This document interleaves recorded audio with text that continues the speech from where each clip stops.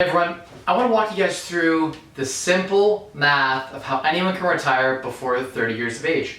Anyone can retire specifically, depending on the start date, in about 9 years. It's possible for someone to retire in 5 years if they want to be more frugal and aggressive. I'm going to walk you guys through the numbers on an average person who's saving around 50%, 53% of their take-home pay. This gets a lot sexier if your income's higher than average. If you're a couple, like if you're both bringing in an average salary, it's way faster, way easier. This is just one person by themselves making $50,000, or it's a couple with two people each making $25,000 each. So if you work at, McDonald's in Canada right now with minimum wage at full time, you will, as a couple, if you're a boyfriend and girlfriend and you combine your income, you will make $50,000, $25,000 each. So this is like a lower income strategy. If you're a programmer or you have a great income from whatever job you're in, consulting, maybe you're a contractor, whatever you do, an accountant, something, if you make more than this, you can retire even faster and even easier. So a couple of assumptions, like I said, they're saving about 50-something% of their income. In year zero, they have nothing. So if you've already got a house, if you've already got some savings, if you got an inheritance, if you got any assets at all, then you're a leg up on this strategy. You can retire that much faster. And because of the way that it snowballs and compounds, it gets even faster and even quicker if you start with money, or you start with a higher savings percentage of your income or a higher income. So year zero, you're making 50 grand, you're saving a little bit over 50-something%. Your spend rate is $24,000, $2,000 a month, which will, in London, Ontario, get you a pretty decent apartment and a great lifestyle. You could live downtown, pay $1,000 a month for rent, have $1,000 still for miscellaneous expenses. So $24,000, I've lived on less than that. My wife and I, even when we were boyfriend and girlfriend, we lived on less than that. You could rent hack, house hack, and get that even lower, but you might challenge that. Let's just say that $24,000 is what you're doing, because these are two McDonald's employees who live close to work, they walk, they don't need a car, they're able to do things pretty frugally. This is even including like a trip a year probably for them. So on $50,000 they bring in net, they're spending $24,000, they've got $26,000 saved at the end of year one. They're just going to invest this in a passive, they're going to open up a brokerage account, a DIY account or whatever. They're just going to put it in an ETF portfolio. So they'll let Quest Trade or whatever the brokerage is, let them put it in their smart ETFs, 90% equities, 10% bonds, let's say. And historically that's returned around 7 to 9.5%. So I'm just going to use the lowest end of that historical, which is about 7%, and we're going to reinvest 7%. We're not going to account for inflation here, other than that the spending slightly increases each year, and so too does the income slightly increase. I assume that one of them gets promoted to manager at the McDonald's branch just to get a 10% raise, but in reality, the top half of Canadians who are potentially able to earn a lot more than this as a couple, I'm sure they could each earn $50,000. Like the average teacher in Canada, I think, makes like 60-something thousand. So two teachers would make more than double this. No excuses. They get a pension too. So no excuses why they aren't retired in their 30s, other than a spending problem and lack of saving. So you bring in $26,000. In the first year, you've got, what I did is basically assume that they started saving right away. They started investing with a DRIP, automatic reinvestment program, where they're putting in some of their paycheck every week. So it's $26,000, earned about $975 in passive income. Probably could earn them a little bit more. I was pretty conservative. I was saying in the beginning they were starting in more of a fixed income and moving into equities slowly, dollar cost averaging. But their delta wealth would be the $26,000 plus the $975 in passive income that they've brought in. So their net change in wealth is $26,975 thousand at the end of year one. Their net worth. So what is your net worth? Your net worth is essentially you categorize all of your assets, you list all of your assets, and then you make assumptions at the value of each of those assets. So if you have a car, you make an estimate of the value of that car. If you have a savings account, you put the value of that savings account. If someone owes you money, you put that on there. What's the value of the money that they owe you? If you've got investments, you got a house, whatever, you list all of your assets, and then you list all of your liabilities. So the liabilities are anything that you owe money on. So if you owe someone money, you list that. You have a mortgage on your house, you list that. A line of credit, credit card debt, student loan debt, you list that. Those are liabilities. Whatever. Liability is essentially you owing someone money. Asset is something that you have that's worth money.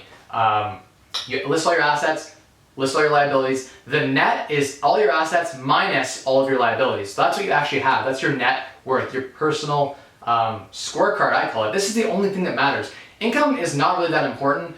Change in wealth, again, not as important as what you actually have. That's the score on the board. I really like to, I was looking at my net worth every quarter on my track. So I did this probably 100 times. And every time I gave a $2,000 bump or $5,000 bump, I'd be mapping it on a chart. And that was for me really reaffirming. That was how I was able to save over $500,000 on an average Canadian income in under 5 years, or just over 5 years. So that's something that you guys can take advantage of too. Get some paper, glue them together or tape them together on your board and start tracking your worth. And then set a goal. I set a goal and I would try to reach that target every month, every week, every paycheck, or every quarter. As you start building it up, less often because you're so busy, sometimes ends up happening. But so you're end of year one, $27,000 net worth. Year two, you each got a pay bump of $2,500, let's say, and inflation was such that you had to spend an extra $1,000. Your rent went up, say, $100 a month. So you had to spend an extra bit of money on that. So your $25,000 spend. Your net saved is $30,000 this year. Around the same percentage, but you're bringing a little bit more income and a little bit more spending. But yeah, so $30,000 saved. Passive income on that is $3,000, including the $27,000 has been working for you over the past whole year. Plus, you've been saving from your $30,000 paycheck, $30,000 in savings over all the paychecks you've been investing that. And I assume that was growing about 3.5%. So that's what your $3,000 in passive income. So your passive income, just in the start of year two, or at the end of year two, is already 10% of what you're saving. And you're just going to start to see that what you make becomes a lot less important than what you're investing in. And that's how the snowball gets really powerful. So you got $33,000 increase change in wealth, right? Your delta wealth is how much your wealth's increased in that year. So if that's how much you've saved, plus how much your investments have grown, your passive income. And you got $60,000 in net worth. $60,000 in net worth after only 2 years working at McDonald's full time as a couple. That's, wow, that's pretty amazing. A lot of people can't even scrape together $500. That's because they're not following an automatic reinvestment strategy where they're investing and they're saving. That's the big thing. People just spend what's in their account. So pay yourself first, take that money right out of your account, half of every paycheck, and you will be able to survive on it. Everyone just adapts and adjusts. It's the hedonic adaptation, really, at the end of the day, that will come into play. Check out Mr. May Mustache if you want to learn more about that. I can, in the comments, give you guys a link to that. Year three, $57,000 in income. You each got a $1,000 pay bump on your paycheck. Your spending went up another $1,000. Your rent went up $80 more a month, let's say, or your food went up $80 a month. So you're spending a little bit more. Your net saved, again, higher than last year, $31,000. Your passive income now $5,000 this year, getting up to 15, 16, 17% of what you're saving is now passive income. So together, $36,000 saved, $96,000 net.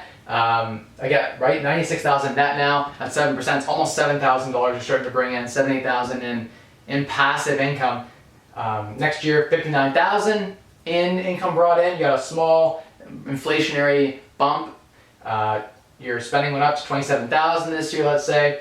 And so your net savings, your income minus your spending, $32,000. And your passive income, so you get your $96,000, which is invested all year, which brought in about $7,000 something, plus your $32,000 was invested as well. You brought in passive income, $8,700 for the year. So you're bringing in $40,700 in delta change in wealth. So you're up in wealth by $40,700. So $96,000 plus $40,700, $136,700 you've already saved. It's only been 4 years you've been working. You started this, say, at 20 years old. You're 24 years old. Anyone can do this, right? Age isn't a thing. You just have to be able to work and save and follow a plan. This is how I was able to retire at 24, 25 years old, because I just followed a plan and time was on my side because I started young. Year five, you were bringing in each $31,000 in income, this couple. So, $31,000 each, $27,000 in spending. Spending didn't change much. Maybe you downsized in your apartment a little bit, or just nothing changed in your spending. Yeah, I guess your spending didn't drop at all, so you wouldn't have downsized. You'd stay in the same place you're living. And then you've got about basically the net of that is $35,000 saved, Your passive income, 136,000, was growing all year, 7%, plus the new amount you invested. You have almost $5,000 in passive income. Almost a third of what you're saving is now coming from passive income. Your job income is becoming less and less important, and you're gonna see why this is important. If I had done an 80% or 75% saving rate, and you were saving a lot more of your income and spending a lot less, if you, for instance, were making, a couple, each person was making $70,000 a year, $140,000 as a couple, you'd see the numbers at an 80 or 90% savings rate, you'd already be retired by now. The power of the passive income and the snowball. So you bring in 46.45 thousand in delta change in wealth, add the 136.7, you got 183,000 net worth now, which is amazing. Your net worth is growing, you're getting closer and closer to being able to have your passive income replace your need for a job. When your passive income reaches the amount of your spending level, you no longer need to work. 100% of what you earn from working goes straight to saving. So that's when you can really start growing your net worth, because you don't need to earn income to live. Your passive income from your investments allows you to live. Next year, 65,000 in income, which is like 32,500 per person. Again, still well below, slightly over the poverty line, but still well below what the average person is making in Canada. I think it's closer to 50,000. So 100,000 would be the average Canadian. This is a below average Canadian doing this. If you're average, if you're above average, hell, you're probably already retired if you're following the strategy at this spending level. 28,000 in spending, your spending went up a little bit. Your net is 37.5 that you're investing, plus 14.5 thousand in passive income. Again, because that number gets bigger. As your net worth number gets bigger, so too does your passive income coming in. 51.5 thousand is your change in wealth. 234,000, almost 235,000 in net worth already, and it's only been 6 years. You almost have $250,000 on two, below average Canadian salaries as a couple. Year 7, 65,000, your income stays the same. Let's say you didn't even get inflation. Your boss didn't even give you inflation. You got no raises at all. You lost to inflation, that sucks, but that's life sometimes. Spending's the same, 28,000. You're bringing another 37,000 in savings. Passive income this year is 18.9 thousand because you have that bigger net worth and you're still contributing with the automatic investment. 55.9K added to savings. You're saving now almost your entire year's salary into your savings account. And that's almost 2 years of spending.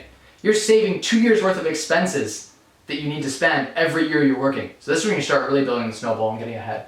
From year 7 to 10, I ran out of whiteboard space, but year 7 to 10 are where you unlock financial independence and freedom. The number you need at 28,000 spending level is around $600,000. So once you reach that target, you don't need to work anymore for the rest of your life. There you have it. At the end of year 7, you got almost $91,000 in net worth. If you were to tweak this to a 75% savings rate instead of a 50% savings rate, or an 80 or 90%, which is what my wife and I were able to accomplish, around 85%, you retire in less than 5 years. And that's how anyone can retire in less than 5 years. It's all about coming up with a plan, sticking to the plan, and reaching it. Even at like 20, 30, 40% savings rates, you can retire in like 15 years. If you start at 20, why is anyone working past 35 other than because they enjoy and they love it? That's my whole philosophy. And if you guys enjoyed this video, let me know if you want me to talk more about certain things. I can do that. Hope you guys are getting value from this. I'm just trying to share strategies that I use. The average person, the below average person, can retire early if they learn how the fundamentals work with personal finance. So hope you guys enjoyed this video. If you did, like, share, and subscribe. Thanks.